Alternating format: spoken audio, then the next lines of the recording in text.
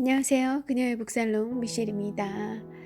네, 오늘 함께할 책은 나는 누구인가 라는 제목의 책입니다. 이 책은 이 같은 주제로 나는 누구인가 라는 질문을 놓고 한국의 석학들이 자신의 견해를 밝히는 그런 강연들을 했었고요. 그 강연을 책으로 묶은 강연집이에요. 여러 교수님들이 나오십니다. 김상근 교수님, 최진석 교수님도 있고요. 강신주 철학자, 또 고미숙 선생님도 있고, 슬라보의 지재이한 강연도 있는 그런 강연 모음집인데, 저는 오늘 그 중에서 최진석 교수님의 자신의 주인으로 산다는 것이라는 타이틀의 강연 글을 읽어드리려고 해요. 제가 최진석 교수님 책들은 여러 번 읽어드렸고요. 또 읽어드리는 중에 있고 그렇죠. 시리즈로 계속 이렇게 발간을 하고 있어요. 네이버 포스트에 제가 그 링크, 이 팟캐스트 소개글에 남겨놓은 링크 따라가시면 네이버 포스트가 있고요. 포스트 안에 여러 개의 시리즈 중에 최진석 교수님의 책을 낭독해드린 그런 시리즈들이 좀 여러 권 있습니다. 그 내용들과 연장선상에 있기도 하고요.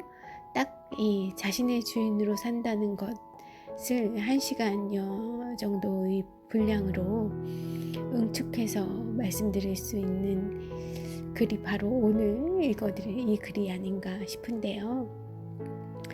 자, 먼저 프로필 읽어드릴까요? 오래된 한 7, 8년 전의 프로필이에요. 서강대학교 철학과 교수님이셨고 중국 흑룡강 대학교를 거쳐서 북경대학에서 철학 박사학위 받으셨죠. 굉장히 많은 저서들이 있는데 저것을 버리고 이것을, 그리고 인간이 그리는 무늬, 노자의 목소리로 듣는 도덕경 등이 있고요. 또 여러 역서 번역한 책들이 또 있으십니다. 학위를 받고 하신 것은 장자라고 들은 것 같기도 하고요. 제 기억에 어쨌든 노자와 도덕경, 노자 사상을 공부하신, 노자 도가의 사상을 공부하신 분이죠. 이분의 생각들에는 그런 사상, 동양 사상과 노자의 사상이 기반이 되어 있을 거예요. 노장 사상이. 그런 맥락에서 자신의 주인으로 산다는 것을 어떻게 정의 내리고 있으신지, 우리에게 관련한 어떤 메시지를 주실지 저와 함께 가보실까요? 예, 들어가면서 요약하는 그런 글을 읽어볼게요. 스스로 자기 삶의 주인으로서 사는 사람이 몇이나 될까? 자신의 주인으로 산다는 것은 이성에 제어되지 않고 욕망의 주인이 된다는 것이다. 이념의 수행자가 아니라 욕망의 실행자가 된다는 것이다.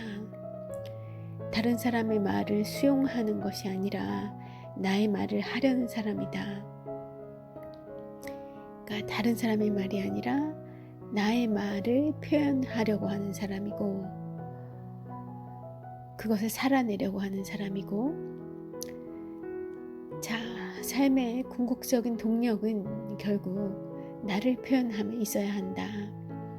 그래서 나를 침해하는 어떤 것에도 도전하기를 주저하지 않아야 한다. 나의 주체성, 나의 존재성, 그리고 나의 존엄을 침해하는 것에는 거침없이 저항할 수 있어야 한다. 그 과정 속에서 우리는 가장 밑바닥으로 내려갈 수도 있고 가장 높은 곳으로 비상할 수도 있다. 자신이 도달한 그 깊이와 높이의 간격만큼이 곧 자기 자신의 함량이다. 그리고 그 함량을 지탱하는 것은 이념이 아니라 내 안에 있는 힘이다.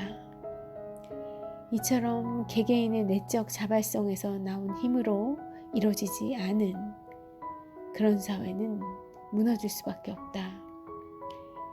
나 자신의 주인으로 산다는 것은 이토록 나 개인에게도 사회적으로도 매우 중요하고 시급한 일이다. 원래 글에 제가 좀 몇 가지 추가도 하고 애드립을 좀 넣었어요. 아마 더 정확한 표현일 겁니다. 이분의 그 뒤에 있는 내용들을 보시면 그렇게 생각되실 것 같은데요. 자, 이제 본론으로 들어가 볼게요. 수행자가 아닌 생산자가 되어라 라는 타이틀이 붙어 있는 소 챕터입니다. 얼마 전 한 일간지에 간박사로 유명한 김정용 교수 인터뷰가 실린 것을 본 적이 있습니다.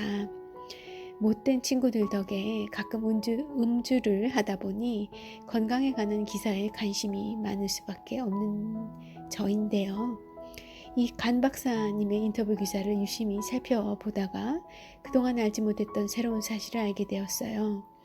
김정용 박사가 B형 간염 백신을 세계에서 최초로 개발했음에도 불구하고 이를 상용화한 것은 세계에서 최초가 아니라 세 번째라는 사실이었는데요. 왜 제일 먼저 백신을 개발하고도 상용화는 세 번째로 밀려났던 걸까요? 백신을 만들어 놓고도 당시 주무부서인 보건사회부의 허가를 받지 못했기 때문입니다. 허가를 내주지 못한 이유는 인증 기준이 없었기 때문이고요. 그래서 1981년에 미국의 머크샤프 앤드 돔과 프랑스의 파스테르 연구소에서 백신을 상용화하고 난 이후에야 그것들을 기준으로 해서 국내 보건사회부에서 백신에 대한 허가를 그제서야 내줬다고 합니다. 이렇게 돼서 세계 최초로 개발하고도 상용하는 세 번째에 하게 되었다는 거죠. 당시 우리나라의 보건사회부는 세계에서 최초로 개발한 B형 간염 백신을 왜 인증해주지 못했을까요? 왜 그렇게 조심스러웠을까요? 여러분은 이렇게 생각하실 수 있습니다. 세계 최초일 것이라면 그것이 바로 기준이지 거기에 어떤 다른 기준이 있을 수 있겠는가 하고 말입니다. 그런데 그게 그렇게 쉬운 일이 아니더라는 거죠. 기준을 외부에서 들여와 단지 적용만 그 기준을 따르기만 해본 사람들에게 기준을 수입하여 사용만 해본 사람들에게 기준을 정의 내린다는 것, 기준 자체를 생산한다는 것은 매우 어렵고 거의 불가능한 일입니다. 그것은 자신이 한 번도 기준의 생산자, 기준의 창조자가 되어보지 못하고 항상 외부의 것을 기준 삼아 그것에 따르며 사는 것이 습관화되어 있었기 때문이죠. 하지만 모든 기준은 분명코 어느 누구인가에 의해 만들어졌고 어느 시점에는 누군가가 만들어졌으니까 그것이 기준으로 통용이 되고 있는 거죠. 최초의 누군가에 의해 기준으로 정립되고 공표되었을 거라는 겁니다. 누군가에 의해 만들어졌고 어느 사회에 의해 만들어졌습니다. 그리고 그 기준은 엉뚱한 질문을 하는 것에서 시작되었을 가능성이 크며 그 엉뚱한 질문에 계속적으로 심혈을 기울여 노력한 결과 하나의 기준으로 정립되었을 것입니다. 항상 자기 자신이 지켜야 하는 가치와 이념의 기준을 외부에 두고 있는 사람이나 그런 사회는 자신이 직접 기준의 생산자로 등장하는데 상당한 두려움을 가지고 있습니다. 자, 자신의 자신의 주인으로 산다는 것은 다른 말로 하면 기준의 수행자가 아니라 기준의 생산자가 되어 보겠다는 것입니다. 이 외부의 기준은 항상 보편성이나 객관성으로 무장한 채 우리를 지배합니다. 외부의 기준을 두고 있는 개인들은 조심스러울 수밖에 없고 두려울 수밖에 없습니다. 그 기준 안에서 벗어나지 않으려 노력해야 하는 삶인 거죠. 그래서 그 개인들이 살아가는 일상의 영역, 외부의 기준을 두고 있는 개인들이 살아가는 일상의 영역은 항상 이사처럼 초라하고 불안정해 보입니다. 아무리 값비싼 가구나 살림살이도 이사를 가기 위해 밖으로 드러내놓는 순간 초라해지는데, 바로 그 이삿짐 같은 초라한 이삿짐 같은 삶을 살게 된다는 거죠. 집안에 있어야 할 곳에 자리하고 있을 때는 그럴듯하고 멋들어 보이는 그런 살림살이가 집 밖으로 나앉아서 이동되어야 하는 제자리가 아닌 곳에서 그렇게 쌓여져 있는 모습을 보면 또 누구나 그 지나가는 사람들이 다 볼 수 있는 그런 햇볕 아래 놓이면 그 좋던 비싼 것들도 다 초라해 보이기는 마찬가지인 그런 이삿짐 신세가 외부의 기준을 두고 그 기준만을 쫓으며 그 기준에 전전긍긍하며 사는 사람들의 삶은 그런 밖으로 놓여진 이삿짐 같은 그런 초라한 상태의 삶이라는 말입니다. 모든 사람들이 공유하는 보편적 기준에 견주었을 때 부족하지 않은 인간이 없고 죄인 아닌 인간이 없고 결함 없는 인간 없습니다. 우리는 모두 결국 이삿짐처럼 초라해 보일 수밖에 없는 것이죠. 아마 이 사실을 마음으로 받아들이고 나시면 조금 마음이 편안해지시지 않을까 싶어요. 자, 연장선상에서 다른 챕터로 넘어가 볼게요. 제목이 성인의 이론은 찌꺼기다 라는 좀 파격적인 주제네요. 이 역시 사실 최진석 교수님의 강연이 다 파격적인 내용이에요. 저희가 일상적으로 알아왔던, 학습되어 왔던 그런 내용들을 깨부순다고 할까요? 그렇기 때문에 또 가치가 있는 것 같고요. 그만큼 우리가 참 어느샌가 우리에게 학습되어서 각인되어 있는 것들에 갇혀있는 삶을 살고, 그로 인해서 너무 쓸데없이 고통받고 아프면서 살아온 것 아닌가 하는데요. 자, 성인의 이론은 대단하게 위대한 것으로 받아지고 있는,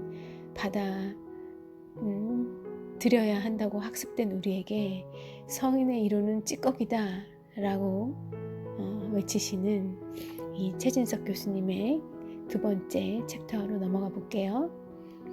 그렇다면 나 자신의 주인이 되어서 나 스스로 나의 완결성을 확보할 수 있는 방법은 없을까요?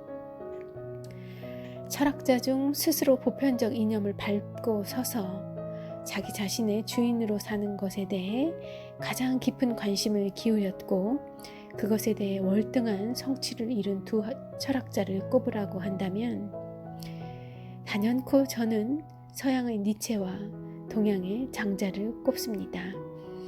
이 니체와 장자에 대해서는 앞으로 제가 관련한 글들을 소개해드릴 시간들이 많이 있을 거예요.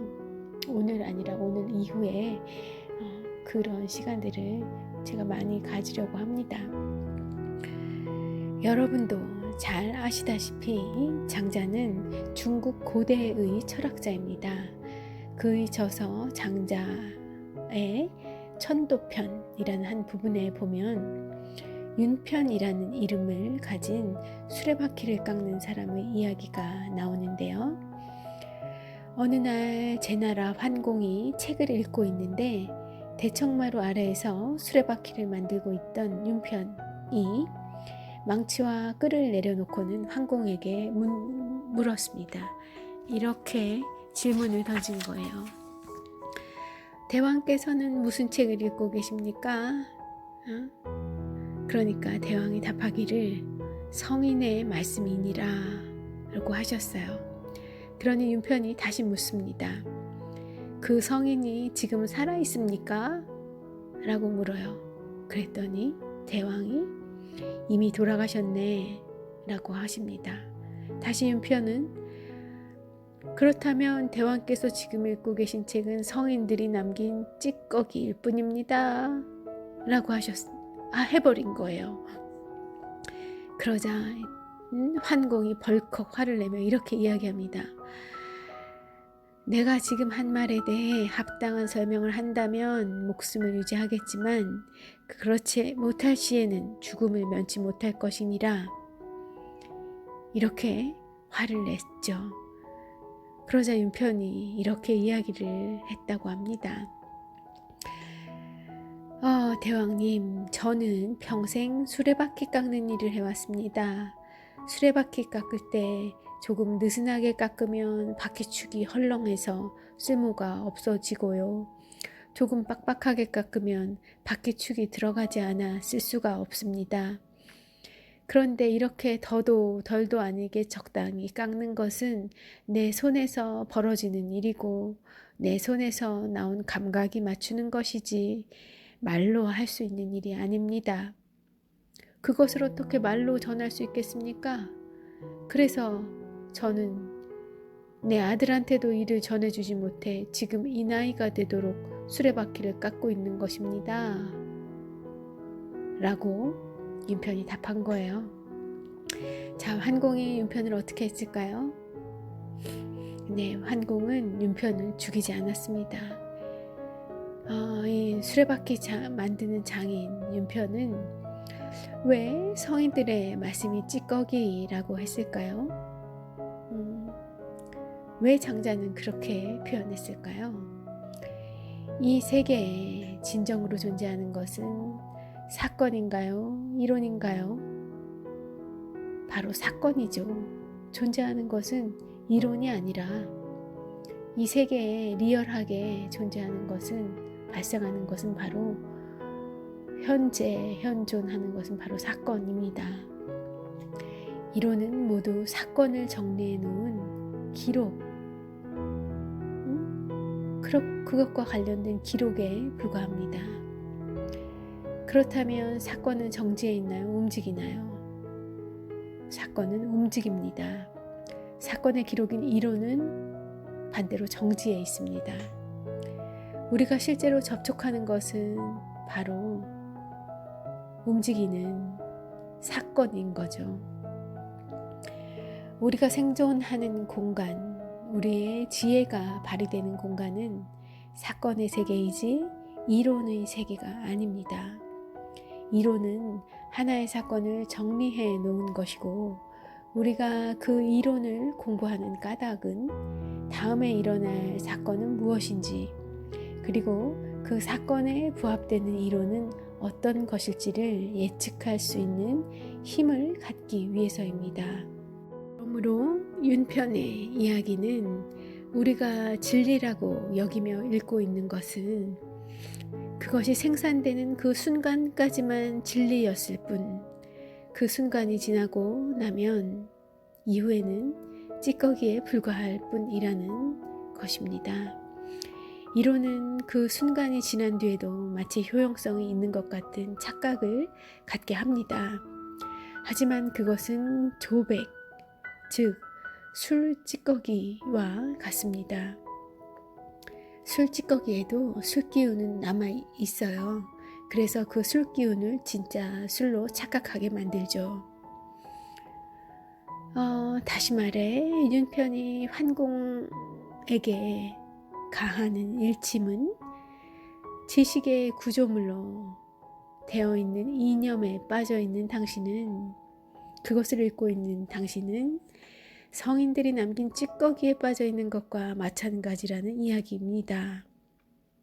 그것을 읽을 때 그것은 지금은 찌꺼기 상태에 있는 그런 이론이라는 것을 알아야 한다는 이야기 같아요. 우리가 집중해야 할 것은 그 찌꺼기가 아니라 오직 고유하게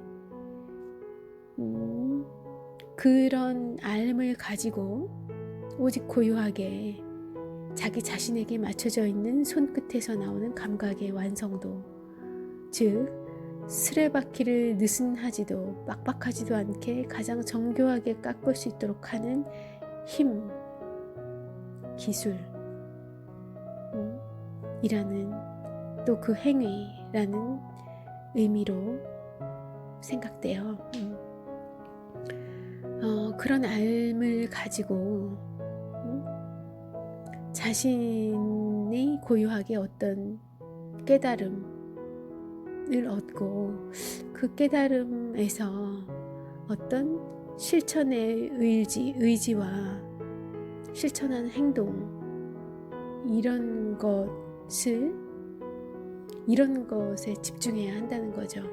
지식, 이론 그 자체에 빠져 있을 것이 아니라, 아마 그 윤편이 환공에게 이야기한 말은 생각해보니 굉장히 대담한 이야기였네요. 오히려 그 찌꺼기에 빠져있는 당신의 삶보다 나의 고유의 어쩌면 나의 찌꺼기를 생산하고 있는 이 수레바퀴 장인인 나의 삶이 보다 인간적이고 인생을 주인답게 사는 것 아닌가요? 라는 물음이었던 것으로 읽어낼 수도 있잖아요. 뭐 실화였는지 뭐 어쩐지는 모르죠. 그렇지만 이 이야기를 통해서 장자가 우리에게 하고 싶었던 얘기는 바로 그 얘기였던 겁니다. 즉 이 세계에서 우리가 진짜 접촉해야 할 것은 이념이나 이론이 아니라 바로 사건이고 감각이라는 것. 이념이나 이론 아는 것이 도움이 될 수 있죠. 그렇지만 그것에 빠져 있는 것, 그거 자체에 취해 있는 것, 뭐 그것을 읽는 것으로, 아는 것으로 내가 그것을 마스터한 것이라고 뭐 의미 있는 것으로, 있는 것은 그 아는 것으로 다 했다고 생각하는 것 자체가 한계이고 잘못됐다는 이야기를 하는 거겠죠. 또 나아가 장자는 이런 것이 개인의 삶 차원에서도 그러하지만 이 적용의 폭을 확대되어서 개인이 아니라 사회로, 세계로 넓혀 보더라도 이러한 믿음이 옳다. 이 자신의 주인이 된 삶을 사는 것은 개인적으로도 그래야 하고 그것이 가치 있는 삶이지만 사회 전체로 봤을 때도 각자가 자신의 주인으로 사는 사회가 보다 강하고 보다 바람직하다라는 그런 메시지를 장자가 우리에게 주고 있는 겁니다. 자, 또 다음 제목의 소챕터로 넘어가 볼게요. 바로 왜 나는 나로 못 사는가, 왜 나는 나로 살지 못하고 있는가, 뭐 이런 내용인데요. 들어보시죠. 27년간 함께 살아온 여성이 있습니다. 바로 제 아내예요. 이 여성은 28년째 다이어트를 하고 있는데요. 그 말은 지난 27년 동안 지속한 다이어트가 성공적이지 않았다는 뜻이겠죠. 그럼에도 아내는 여전히 다이어트로 몸부림을 치고 있습니다. 다이어트에 관해서는 거의 모든 방법을 모든 이론을 통달했을 정도라고 볼 수 있어요. 그러던 어느 날 제가 그만 27년 동안 잘 참아왔던 결코 해서는 안 된 말을 하고 말았는데요. 바로 당신 혹시 다이어트에 연구하고 고민하는 것을 마치 다이어트를 하고 있는 것으로 내가 운동을 하고 있듯이 다이어트를 하고 있는 걸 그 연구하고 고민하는 걸로 지금 착각하고 있는 건 아니야? 라고 입을 여는 순간부터 이제 실수했구나 하는 생각을 하셨다고 해요. 한 대여섯 달 동안 엄청난 고생을 하셨다고 하고요.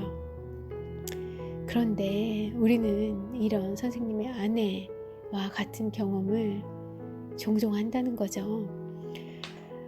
강연을 위해 여러 기업체를 방문해 보면 곳곳마다 혁신을 강조하는 표어들이 많이 붙어 있는데, 그들은 이렇게 혁신에 대한 노력을 직원들에게 이렇게 캠페인을 하기도 하고 주요 연사들을 모셔다가 강연을 듣기도 하고 또 자체적인 세미나도 하고, 아무튼 상당 기간을 들여서 심지어는 몇 년씩에 걸쳐서 이런 혁신을 위한 노력들을 하지만, 그러나 혁신이 이루어지지 않고 제자리 걸음을 하는 경우를 많이 보셨다는 거예요.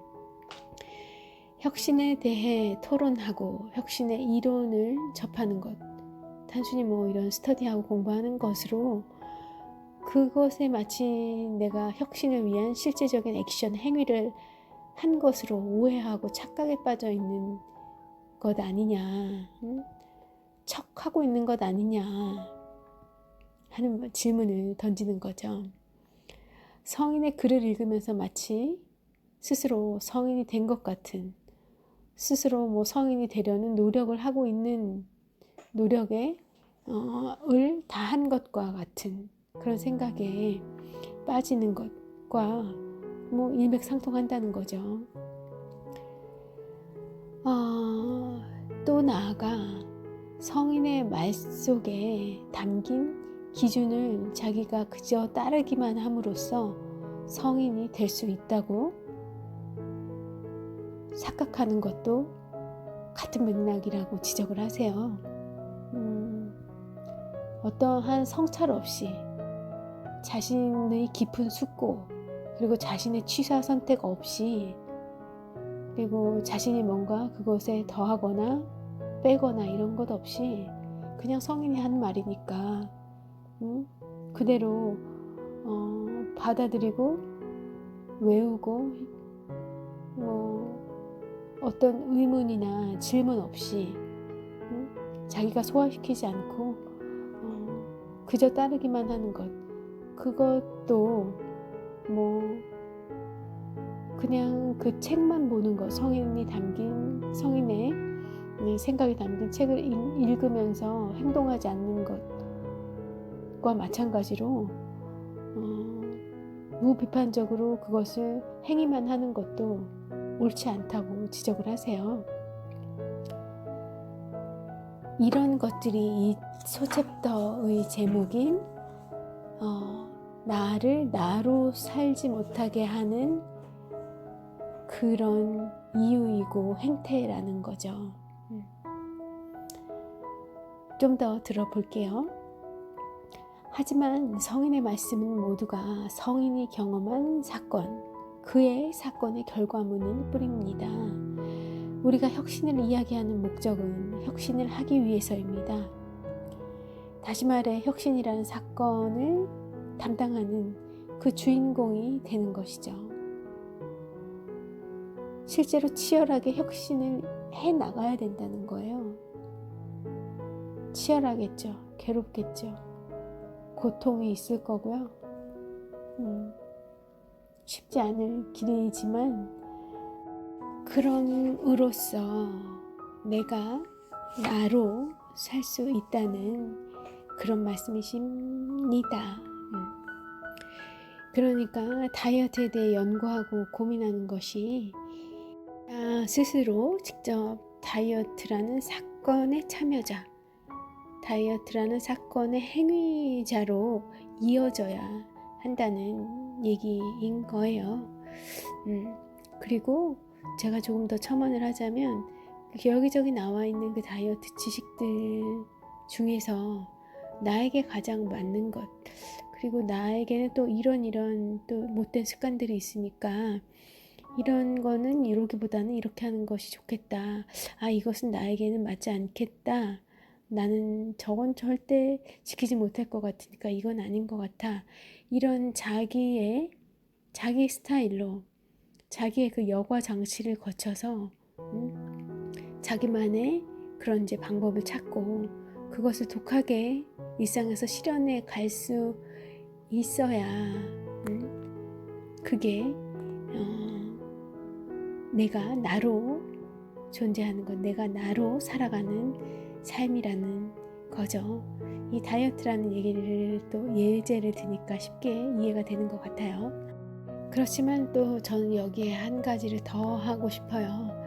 이 다이어트 같이 간단한 것들은 저희가 그런 나 자신의 스타일로 행하기도 해요. 많이들 하죠. 그런데 정말 인생에서 중요한 것, 더 큰 질문들, 무엇을 하고 싶은가, 어떻게 살아야 될 것인가, 어떤 사람이고 싶은가, 어떻게 살다 갈 것인가, 나는 어떤 엄마가, 아빠가, 친구가 되어주고 싶은가, 그리고 나는 어떤 직원으로 우리 기업에 기여를 할 것인가, 나는 이 사회에 어떠한 개인으로 사회 구성원으로 살다 갈 것인가, 이런 주제들에는 좀 고민이 좀 많이 빠져 있죠. 그리고 그것에 대해 내가 고민을 과연 해야 되는가 라는 생각조차 하지 않고 살게 되는 경우들이 더 많은 것 같아요. 저도 그랬고 너무 바쁘니까요. 해야 될 것 많고 나를 두렵게 하는 것, 두려우니까 그 두려움을 벗어나기 위해서, 미래를 준비하기 위해서 해야 되는 것들이 너무 많이 쌓여 있어서 어쩌면 보다 중요했을, 보다 먼저 선행돼야 되는 그런 큰 인생의 질문들에 대해서는 간과하고 모르고 외면하고 지내온 것 같은데요. 그런 것들에 대해서 시간을 내어서 나의 생각과 나의 생각을 정립하고 고민하고 그것들을 실천해 가려는 그런 시간을 내서 실천하고 또 되돌아보고 또 반성해서 보완하고 그런 것들로 인생의 방향을 조금씩 이렇게 중심으로 옮겨가야 그 외의 모든 것들이 다 이렇게 안정을 찾아가지 않겠나. 그런 것을 요새 제 삶을 통해서 조금씩 체험을 해나가고 있는 것 같습니다. 잘은 모르겠지만 이렇게 살아라는 말씀이었구나. 그게 이제 최진석 교수님이 얘기하시는 그런 메시지가 그렇고 거슬러 올라가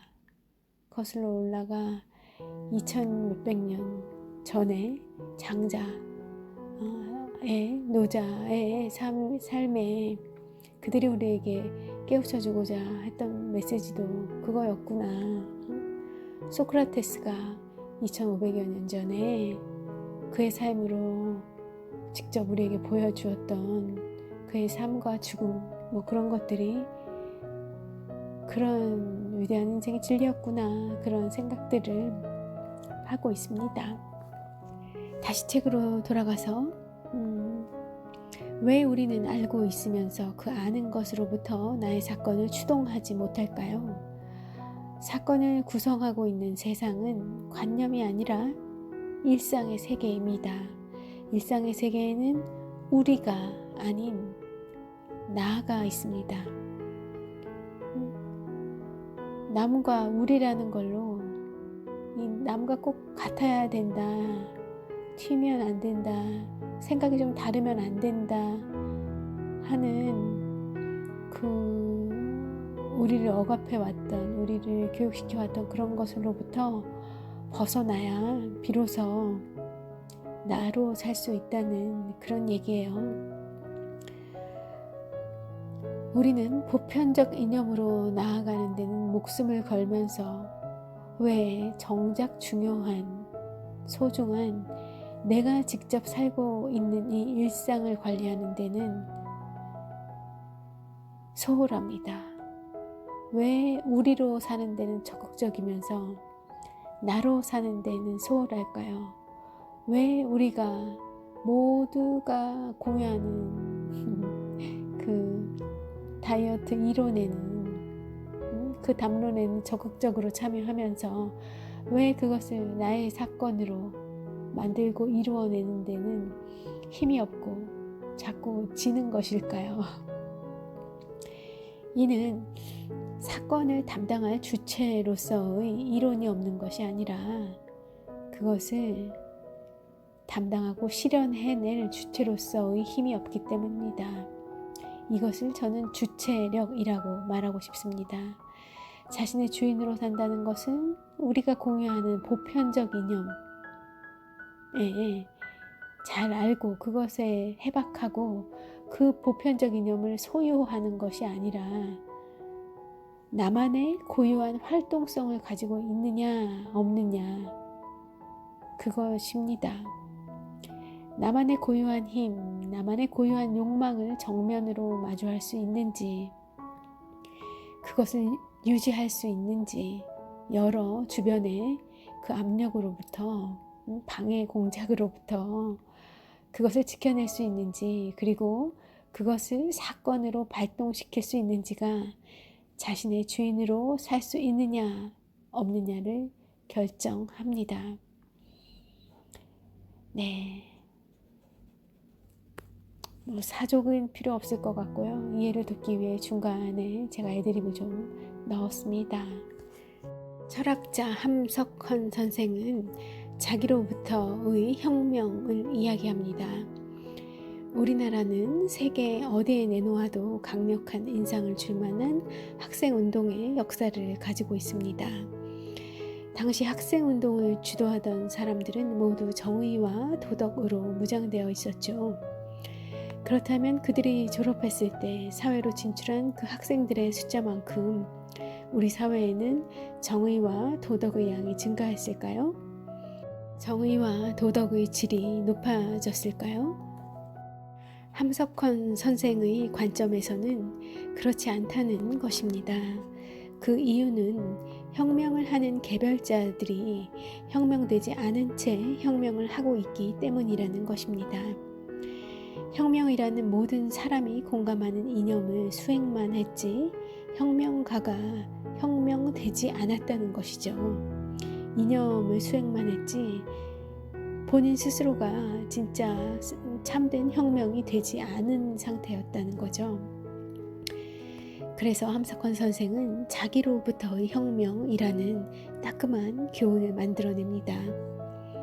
자발성, 독립성, 주체성, 이런 것들은 단순히 개인적인 범위 안에 제한되는 것이 아니라 그 사회의 진정한 변혁과 발전과 품격에 직접적으로 기용됩니다. 적용됩니다. 그래서 장자 또한 자신은 천하의 이념을 수행하는 방식으로 천하에 공헌하는 것이 아니라 내 스스로의 즐거움, 내 주체의 힘이 발동되는 방식으로 천하에 공헌하겠다고 이야기합니다. 네, 또 다른 소식터로 넘어가 보려 해요.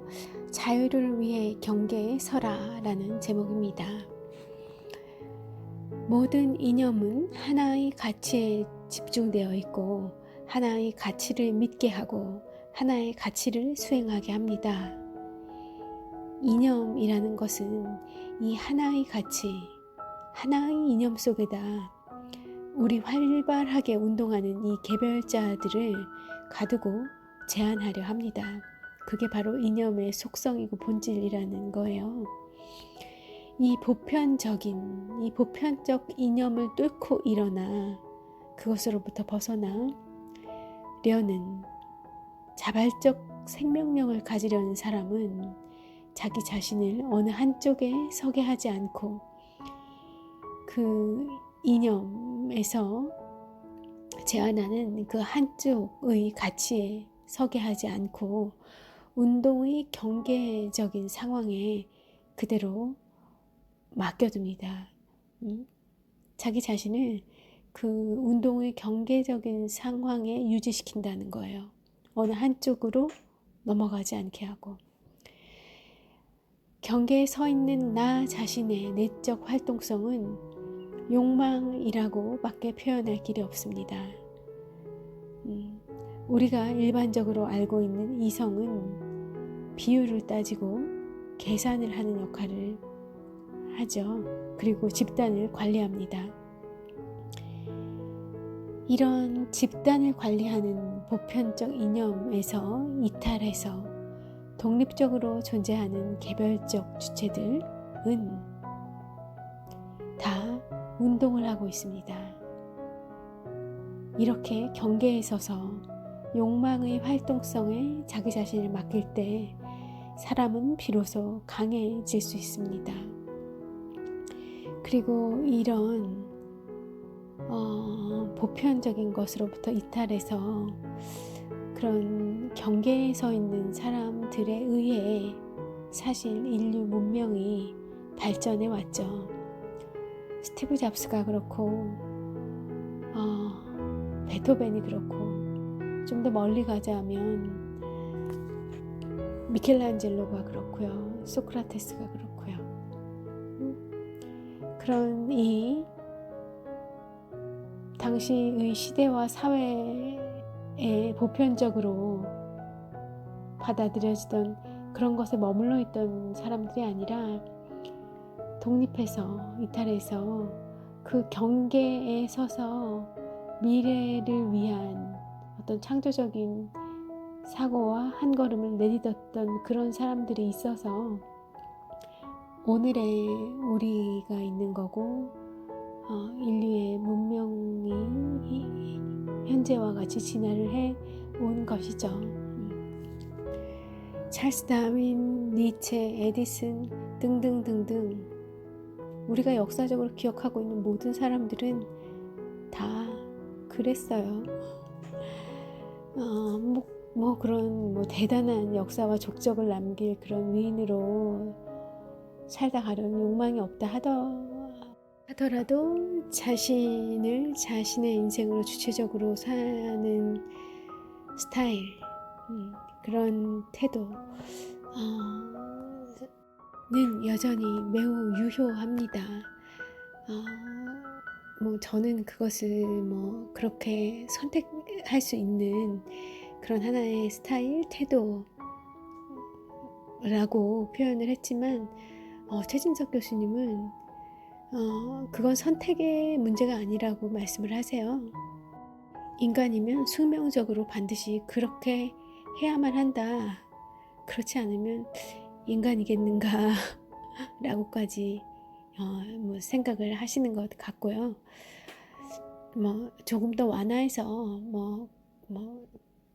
제가 표현했듯이 그런 자기 자신의 삶의 주인으로 사는 그런 스타일, 그 주인의 삶이죠. 노예의 삶이 아니라 그런 스타일로 살 때 그것은 꼭 내가 대단한 위인, 엄청난 발명가, 엄청난 그로 인한 엄청난 부 이런 거와 직결되지 그런 삶을 내가 욕망하지 않더라도 우리의 인생을 굉장히 행복하고 그 자체로 충만하게 만들어주는 삶의 태도고요.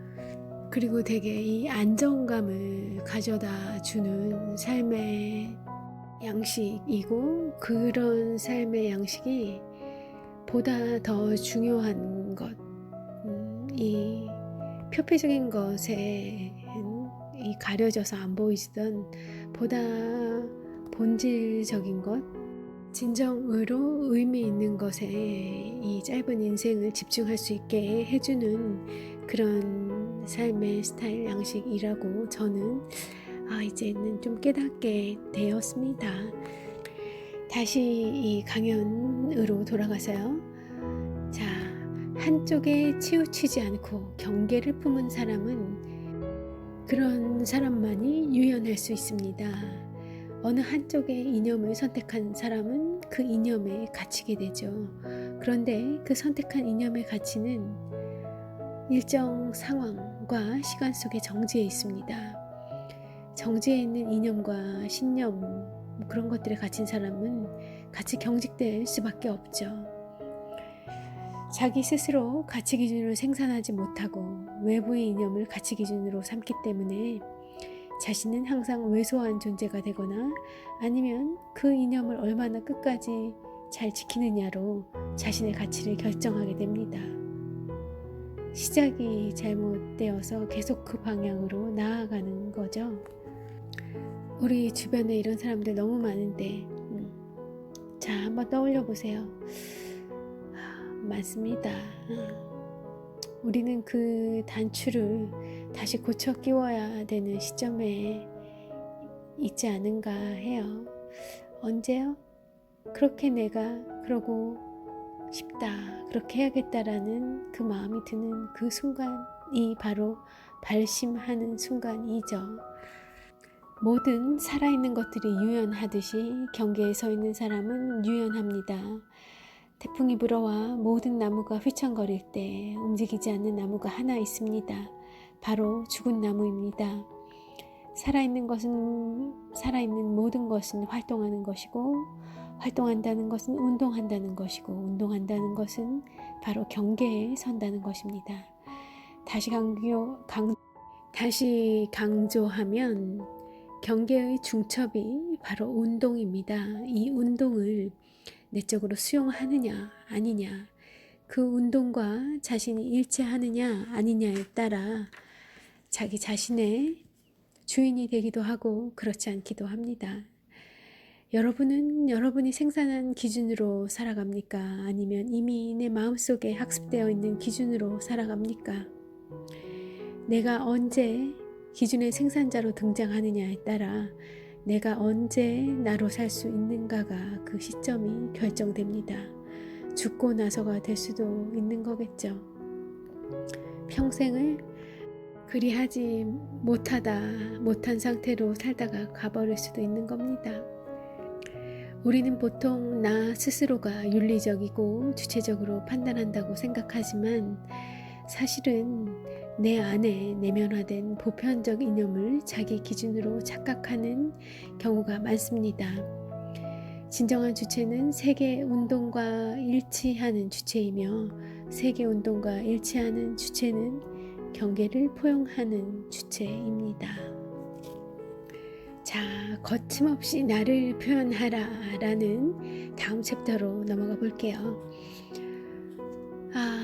살아가는 일은 정해진 것을 수용하는 것도 아니요, 정해진 것을 학습하는 것도 아니요, 정해진 것을 실천하는 것도 아닙니다. 한 번이라도 내가 그것들을 정하기 위해서입니다. 우리의 삶의 목적은 나를 표현하는 것입니다. 배우는 것은 아름다운 일이지만 배우는 것이 습관이 되면, 배우기만 하는 것이 습관이 되면 자기 표현에 장애를 갖게 됩니다. 우리가 배우는 대상은 다른 사람의 표현일 뿐이죠. 언제까지 다른 사람이 표현해낸 것을 습득하기만 해야 할까요? 어느 순간이 되면 배우는 것만으로 그것에만 만족해서는 머물러서는 안 됩니다. 배움은 표현하기 위한 수단으로만 존재해야 합니다. 표현의 동력을 만들어내지 못하는 배움은 경계를 품는 것이 아니라 이념의 한쪽에 서버리는 것과 같습니다. 배울 때는 표현의 동력이 있어야 하고, 읽을 때는 쓰는 동력이 있어야 하며, 들을 때는 말하는 동력이 생겨나야 합니다. 나의 활동은 읽기와 쓰기 사이, 배우기와 표현하기의 사이, 듣기와 말하기의 사이에서 이루어집니다. 그럴 때 인간의 눈빛은 야성을 되찾습니다. 그러므로 우리는 경계에 있어야 합니다. 다른 사람의 말을 듣는 순간 내 안에 경계성을 회복하려는 야성이 살아있어야 합니다. 그래서 누군가의 글을 읽을 때는 내가 어떻게 쓸 것인가를 생각하면서 읽어야 하고요. 경계에 선다는 것은 어느 한쪽에 수동적으로 갇히는 것이 아니라 항상 자기 자신으로 살아있음을 의미합니다. 이런 사람을 우리는 보통 살아있다고 표현합니다. 경계에 서는 것은 항상 사람을 불안하게 하는 요소가 있습니다. 또한 모호하기도 하죠. 그러나 한쪽을 선택해서 명료해지려고 하는 순간, 그 순간 바로 개념과 이론에 갇히고 맙니다. 어렵네요. 이 모호함은 명료함의 이름으로 정리해 버려야 할 대상이 아니라 경계에 서서 사건의 운동, 움직임을 품었을 때 드러나는 자기 표현입니다. 그러니까 우리가 추구해야 할 것은 명료함이 아니라 모호함이어야 한다는 이야기 같죠? 아, 어려워. 이 모호한 거 우리 싫어하잖아요. 제 주변에도 이런 모호함 엄청 싫어하시는 분들이 너무나 많이 있습니다. 사실 어렸을 때 저 직장생활 초기에 제 모습을 봐도 정말 엄청 그런 명료함을 쫓았었던 것 같고요. 다시 읽어드리자면 이 모호함은 명료함의 이름으로 정리해 버려야 할 대상이 아니라 경계에 서서 사건의 운동, 움직임을 품었을 때 그것을 어느 한쪽을 정한 것이 아니라 그 양쪽을 모두 품었을 때 드러나는 자기 표현입니다. 모호함은 명료하게 정리해버려야 할 대상이 아니라 자기 내면에 품어야 할 것입니다. 도를 닦는 거죠. 날마다 도 닦는 일상을 되시길 바라고요. 자신의 주인으로 산다는 것은 이성에 제어되지 않고 욕망의 주인이 된다는 것이고, 우리 통상적으로 욕망에 따르지 말자라고 배웠잖아요. 그런데 그게 이제 어느 차원의 욕망이냐에 따라 다르겠지만 그러니까 좋은 욕망, 자신의 그 높은 수준의 그 욕망을 자신의 욕망, 남의 높은 수준의 욕망이 아니라 자신의 그 높은 수준의 욕망에 스스로 주인이 되어야 한다는 것이고, 이념의 수행자가 아니라 욕망의 실행자가 되어야 한다는 것이며, 남의 이념, 남들이 정해놓은 그 이념을 집행하고 수행하는 사람이 아니라 내 그 높은 차원의 나에게 그 저차원의 욕망이 아니라 나에게 있는 그 높은 차원의 욕망에 스스로 실행자가 되어야 한다는 것이며, 다른 사람의 말을 수용하는 것이 아니라 나의 말을 하려는 사람이 바로 자신의 주인으로 산다는 것입니다. 삶의 궁극적인 동력은 결국 나를 표현함에 있어야 하고요. 그래서 나를 침해하는 어떤 것에도 도전하기를 주저하지 말아야 합니다. 그것이 때로 거칠어 보일 수도 있겠으나 나의 주체성, 나의 존재성, 나의 존엄을 침해하는 것에는 거침없이 저항할 수 있어야 한다고 저는 최진석 교수님은 생각합니다. 자, 이제 마지막 소챕터로 넘어가 보려 해요. 타이틀이 내가 도달한 깊이만큼이 나다네요. 과히 클라이막스의 타이틀인 것 같아요. 사람이 죽기 전까지 버려서는 안 될 두 가지가 있습니다. 하나는 자기 자신에 대한 무한 신뢰이며, 다른 하나는 자기 자신에 대한 무한 사랑입니다. 이 두 가지는 죽는 순간까지 절대 버려서는 안 됩니다. 우리는 종종 자기 자신을 신뢰하지 못하고 이삿짐처럼 취급합니다. 내적 자발성에서 생산되는 기준에 의존하지 않고 항상 외부의 기준에 견주어서 보기 때문인데요. 자신을 사랑하지 않는 것은 자기 자신이 보잘것없고 나빠 보이기 때문입니다. 그렇지만 보편적 이념과 같은 그런 외부의 기준들은 앞서 말씀드렸듯이 술 찌꺼기에 불과합니다. 술 찌꺼기에 빗대어서 자기 자신을 사랑하지 않을 이유는 어디에도 없습니다. 우리를 지배하고 있는 보편적 이념과 보편적 기준들은 이미 지나간 혹은 누군가가 만들어낸 그런 가공물들에 불과합니다. 그것들에서 벗어나 본인의 욕망의 담당자로서 본인의 그런 고수준, 아주 1차적인 그런 욕망 말고요. 그런 고차원의 본인이 가지고 있는 본인의 스스로의 욕망의 담당자로서 어느 편에도 속하지 않은 경계에 선 주체로서 그렇게 자신을 돌아보십시오. 그때의 자신은 여러분이 생각하는 것보다 훨씬 강하고 훨씬 자유로운 모습일 것입니다. 그런데 간혹 여러 가지 일 중에 내가 진짜 원하는 것이 무엇인지 헷갈릴 때가 있습니다. 나의 욕망이 헷갈릴 때가 있다는 거죠. 그럴 때는 이렇게 생각해 볼 수 있습니다. 내가 좋아하는 것인지 아니면 좋은 것인지, 사회가 좋다고 흔히들 이야기하는 그런 것들인지 진정 내가 좋아하는 것인지 생각해 보라는 거고요. 내가 바라는 것인지 아니면 바람직한 것인지, 사회나 부모님 등등 직장 이런 데서 바람직하다고 여기고 있는 것인지, 내가 바라는 것, 내가 희망하는 것인지 생각해 보라는 말씀입니다. 만약에 사회나 내 주변에서 내가 받은 교육에서 바람직한 것이라고 해왔던 것이라면 그건 사회가 원하는 것이고,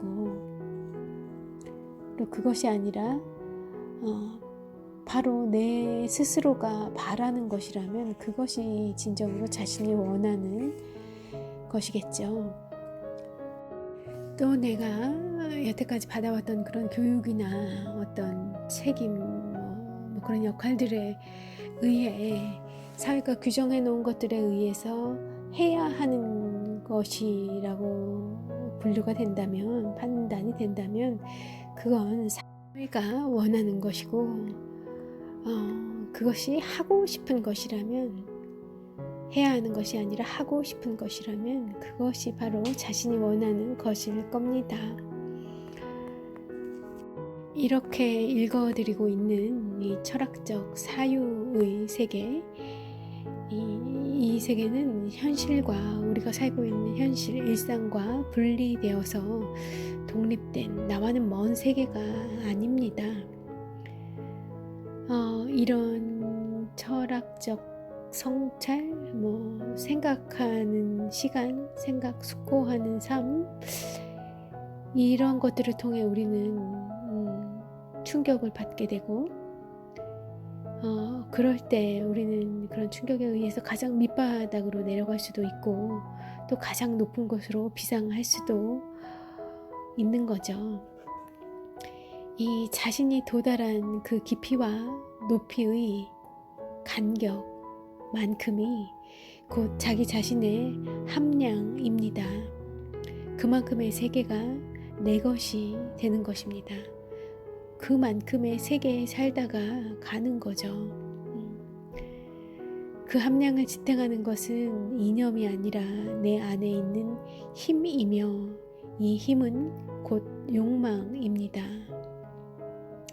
거듭 말씀드리지만 그 1차원적인 욕망이 아니고요.